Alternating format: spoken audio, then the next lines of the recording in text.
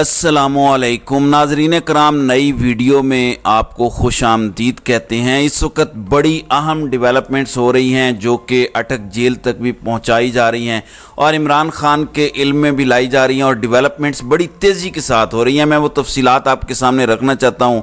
मैंने गुज़श्ता वीडियो में आपको बताया था कि शहबाज शरीफ को बुला के पैगाम दिया गया है।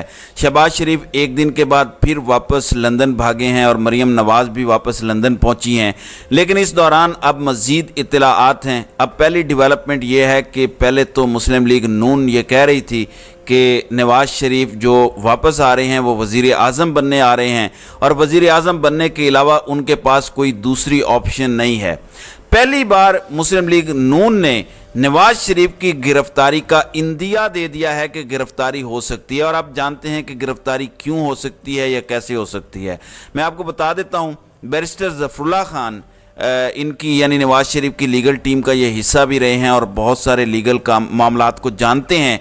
उनके मुताबिक अगर नवाज शरीफ की हिफाजती ज़मानत ना हुई तो नवाज शरीफ सीधा जेल जाएंगे, और ये हिफाजती ज़मानत कब मंजूर होती है, कैसे मंजूर होती है, ये आप सबको अच्छे तरीके से पता है कि किन्हों ने ये हिफाजती ज़मानत मंजूर करनी है। एक वकील ने नवाज शरीफ को 2016-17 में कहा था कि आपका केस तो मैं बड़ी जल्दी ख़त्म करवा दूं, लेकिन वहाँ से ख़त्म होगा तो असल ख़ात्मा होगा, अदरवाइज़ पाकिस्तान में किसी का कोई केस ख़त्म नहीं हो सकता। आप इमरान खान का मामला देख लें, किस तरह लटकाए जा रहे हैं फैसले, महफूज हो गए हैं फैसले, महफूज होने के बाद भी कोई फैसला आवाम के पास नहीं पहुंच रहा।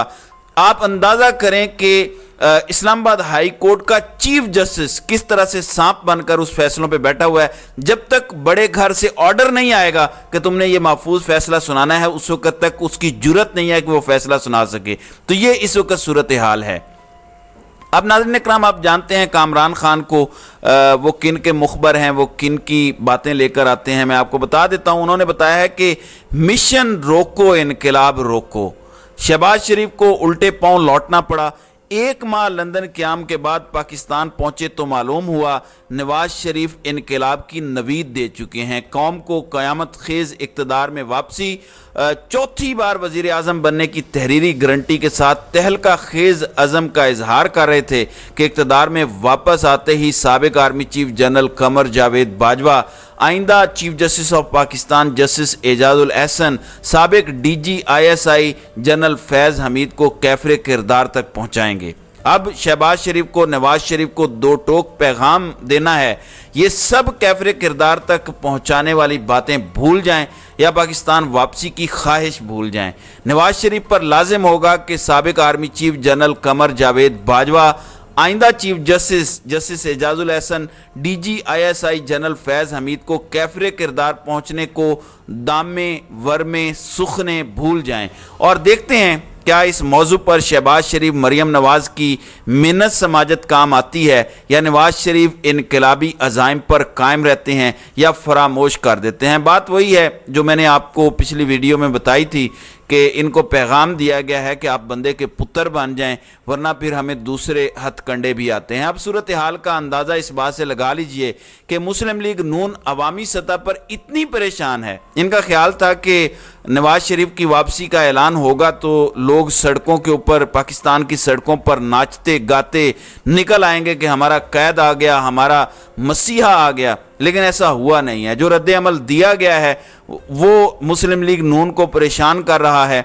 और मैं आपको बता देता हूं कि इस वक्त इनके लोग हलकों के अंदर कोशिश कर रहे हैं लोगों का रद्द अमल लेने के लिए, लोगों को साथ लाने के लिए, लेकिन बात नहीं बन रही। अब देखें, इमरान खान जब जमान पार्क से निकलकर लाहौर हाई कोर्ट या इंसदाद दहशतगर्दी अदालत जाते थे तो एक हुजूम, एक जलसा, एक रैली का सा समा होता था। अगर आप वो विजुअल्स देखें, अगर आपको याद हो, तो एक बहुत बड़ा हुजूम होता था, एक बहुत बड़ी तादाद होती थी जो इमरान खान की गाड़ी के इर्द गिर्द मौजूद होती थी। दूसरी जानिब नवाज शरीफ ने इतने सालों के बाद आना है, और नवाज शरीफ जो कहते हैं कि मैं तहरीरी तौर पर बताता हूं कि मैं चौथी बार वज़ीर आज़म बनने वाला हूं, और उनके मुताबिक तो सब कुछ ठीक है। तो उस नवाज शरीफ को आखिर تاریخ میں ہم نے دیکھا ہے بے نظیر بھٹو جب جلا وطنی ختم کر کے واپس آئی تھیں تو لاہور میں ان کا مینار پاکستان پر تاریخی استقبال ہوا تھا. وہ بہت بڑا استقبال تھا. اس کی وجہ یہ تھی کہ جنرل ضیاء الحق کا مارشل لا تھا, اور مارشل لا کے بعد لوگ اتنے تنگ آ چکے تھے کہ لوگوں نے وہ جو استقبال کیا تاریخ رقم ہو گئی. اب تو ایسا بھی آپ نہیں ہے, اب تو آپ کو اسٹیبلشمنٹ کی سپورٹ بھی ہے, آپ کو ہر طرح کی سپورٹ ہے. اب تو آپ کے لوگ کہتے ہیں کہ 16 ستمبر کا ویٹ تھا, بندیال کے جانے کا انتظار تھا. اب تو 16 ستمبر کا دن بھی گزر چکا ہے, اب تو نئے چیف جسٹس بھی آ چکے ہیں, امرتا بندیال بھی نہیں رہے, اور آپ کہتے تھے کہ نئے چیف جسٹس آئیں گے تو ہمیں انصاف ملے گا.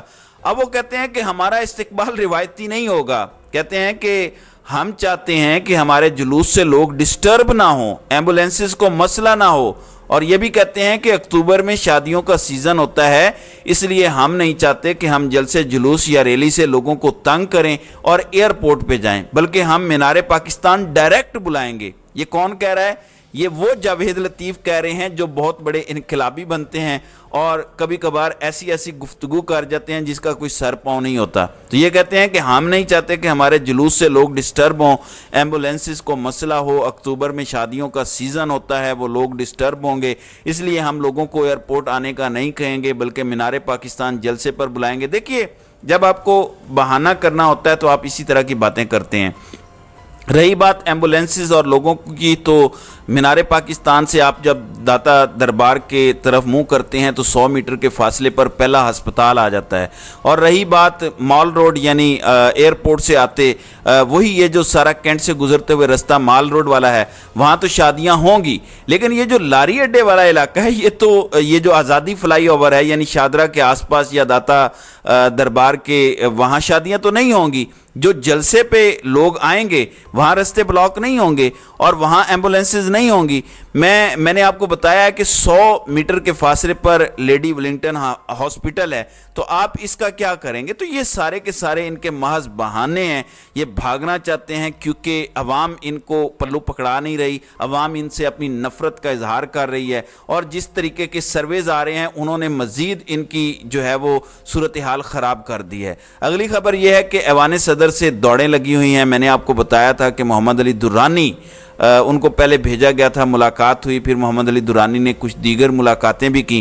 اب نعیم اشرف بٹ کا دعویٰ یہ ہے کہ آج ایوان صدر میں صدر عارف علوی کے ساتھ دوسری ملاقات ہو گئی ہے محمد علی درانی کی. پھر وہی بات ہے, محمد علی درانی کوئی اس قسم کے بندے نہیں ہیں جو آپ کہیں کہ کوئی پاکستان تحریک انصاف کے قریبی ہیں یا عمران خان سے ان سے کوئی محبت کا تعلق ہے. وہ انہی کے بندے ہیں جن کے بندے نگران وزیر اعظم بن جاتے ہیں. یہ الگ بات ہے پیپلز پارٹی کہے کہ ہم نے نگران وزیر اعظم کے لیے کمیٹی بنائی, 5 نام دیے, لیکن سب کچھ اوپر سے ہو گیا. وہ انہی کے بندے ہیں. اب ملاقات ان کے مطابق ہوئی ہے اور دیگر ملاقاتوں میں ان کی مشاورت ہوئی ہے. اوورآل قومی اتفاق رائے کے حوالے سے انہوں نے مثبت پیش رفت پر اطمینان کا اظہار کیا ہے. یہ جو اطمینان کا اظہار کیا گیا ہے یہ ایک بڑا دلچسپ معاملہ ہے کہ آخر کیا کرنے جا رہے ہیں یا کیا ایسا ہو رہا ہے جس کے اوپر وہ مطمئن دکھائی دیتے ہیں. لیکن اس وقت اصل خبر ہے لاہور سے, اصل خبر ہے گجرانوالہ سے, اصل خبر ہے سیالکوٹ سے. ناظرین اکرام, حبیب اکرم بڑے ہی سینئر صحافی ہیں, انتہائی قابل احترام ہیں, اور ان کے بارے میں ہمیشہ کہتا آیا ہوں کہ ان کا جو سروے ہوتا ہے, جو عوام کی پلس اور نبض کے اوپر وہ ہاتھ رکھتے ہیں, وہ بڑی ایکوریٹ ہوتی ہے.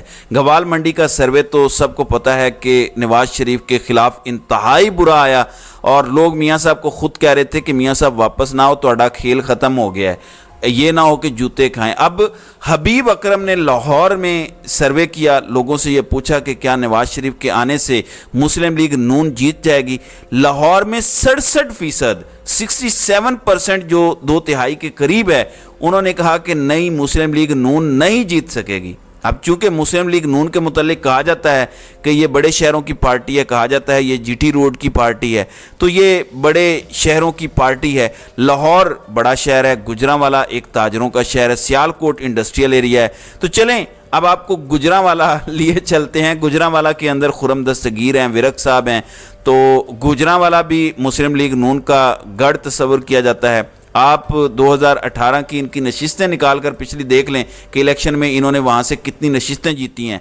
अब जब हबीब अकरम ने गुजरांवाला की आवाम से ये पूछा कि क्या नवाज शरीफ की आमद के साथ मुस्लिम लीग नून जीत जाएगी, तो वो शहर जो मुस्लिम लीग नून का गढ़ था वहाँ पे अक्सरियत ने कहा, 53% ने कहा कि जनाब मुस्लिम लीग नून नहीं जीत सकती। अगर वो शहर जो आपका गढ़ थे, जहाँ पे आप जीतते आए हैं, जीटी रोड की पार्टी हैं आप, तो इसका मतलब ये है कि खेल ख़त्म हो गया है। चलें वहाँ से आपको लेकर चलते हैं मुल्का इलाके सियालकोट। ख्वाजा आसिफ वहाँ पे हैं, दीगर बहुत सारे रहनुमा हैं, वहाँ पे भी ताजिर बड़ी तादाद में हैं।